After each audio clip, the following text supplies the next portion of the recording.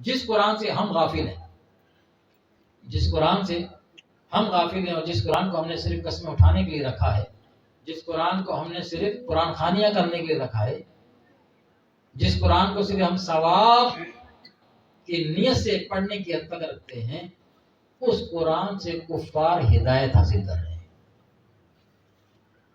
کتنا فرق ہے ہمارے پڑھنے میں اور ان کے پڑھنے میں۔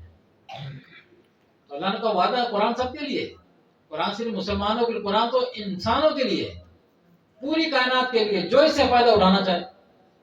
ہم نے جس کام کے لیے رکھا، ہمارا کام بھی چل رہا ہے، ہماری قرآن خوانیاں بھی چل رہی ہیں، اچھی بات ہے، ہونی چاہیے، لیکن ہم نے محدود کر دیا قرآن۔ قرآن تو بڑی وسعت لے کر آیا تھا، بڑی وسعت اس کے اندر ہے، مگر ہم نے وہ بہرے بے قراں ہے علم کا، ظاہری و باطنی علوم کا بہرے بے قراں ہے، ایک سمندر ہے، سمندر کنارہ نظر آتا ہے؟ نہیں نظر آتا نا سمندر کنارہ، ایک مثال ہے، قرآن اس سے کہیں زیادہ وسیع ہے۔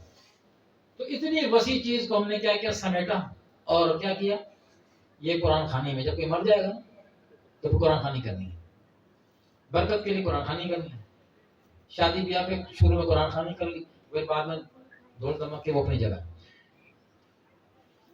اگر پڑھنا ہے تو پھر کیا ہے کہ وہ ثواب کی نیت، 1 لوگ پہ 10 نیکیاں ملیں گی، دے گا اللہ تعالیٰ، 1 لوگ پہ 10 نہیں کو 20 بھی دے سکتا ہے، اس کی کمی تھوڑی ہے۔ ہمارے ذہن محدود ہو گئے، ہم نے قرآن سے ایک لمیٹڈ فائدہ حاصل کیا، کر رہے ہیں۔ قرآن سے جو ہدایت لینی تھی، قرآن کی جو میسیج کو سمجھنا تھا، پیغام کو جو سمجھنا تھا، وہ ہم نے دوسروں کے لیے چھوڑ دیا، اور جو اس نیت سے اس کو پڑھ رہے ہیں انہیں پروردگار عالم ہدایت عطا فرمانا ہے۔ ہمارے گھر میں ایک نہیں کئی کی قرآن موجود ہے، ہماری مساجد قرآن سے الماریاں بھری پڑی، پھر کیا وجہ ہے کہ ہم قرآن سے اتنے دور ہیں؟ قرآن تو ہمارا ہے، کیا وجہ ہے کہ ہم قرآن سے اتنے دور ہیں؟ اس کی وجہ یہ کہ ہم نے پڑھا تو ہے پر سمجھا